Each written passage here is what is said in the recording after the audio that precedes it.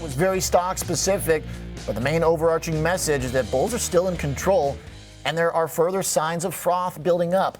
I'm talking Tesla, of course. The green light stays on stocks, red light still on bonds. The only thought I have on bonds and the dollar on the macro stuff going into tomorrow is that if durable goods comes in significantly warm, a fairly volatile print in general, but if it does beat handily or if sentiment comes in hot, the bonds probably aren't going to be able to rally through those points the way they rallied through new home sales today, which was a very nice number, and so were the jobless claims. But you also had continuing claims going higher still, so one could have argued that as not being a particularly bond bearish event.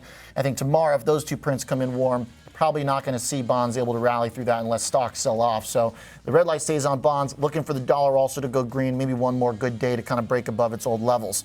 Now let's talk some Tesla. Ripping the shorts. Wow, what a fun one. The Tesla was obviously the focal point of a lot of hate. I think largely a lot of political hate that was probably misplaced. Another good lesson in why not to let that interfere into your process. Obviously with the election around the corner, we're talking about it a good bit here. And for those who've been watching this network since its inception 7 years ago, it's always been apolitical. And that's what we try to still do the best job of doing. 7, back to the TD days. 2, as the Schwab Network. Point is, when you have major volatility built up into events, of course, we have to talk about its impact on the market. But for Tesla, just because somebody runs a company feels differently than you, careful trading that. It's almost never going to work. Bottom line is this man's multitasking ability stretches far beyond most people's imagination. I don't know why that's a surprise to people. Not only is the man landing rockets on barges, as our own Kevin Hanks likes to frequently remind us, he's now landing them into like a giant paper clip. This man is ridiculous. Why do we keep doubting him?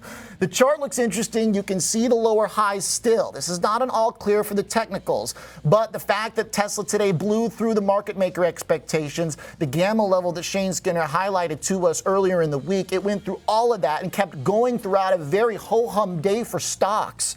Is a very impressive move. It also gives you a little bit of a more bullish tilt on the higher lows that Tesla's putting in. I also view Tesla as a symbol of animal spirits too. Just the way they came after the haters. Sorry, Ross, who got shredded by the social media crew. The Tesla bulls came out loud.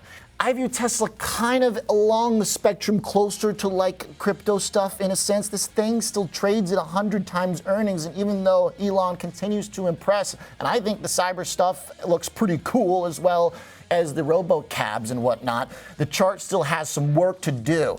But if it does continue to strengthen and break out, it fits right into the message from earlier this week, which is about the potential of animal spirits building, froth building up.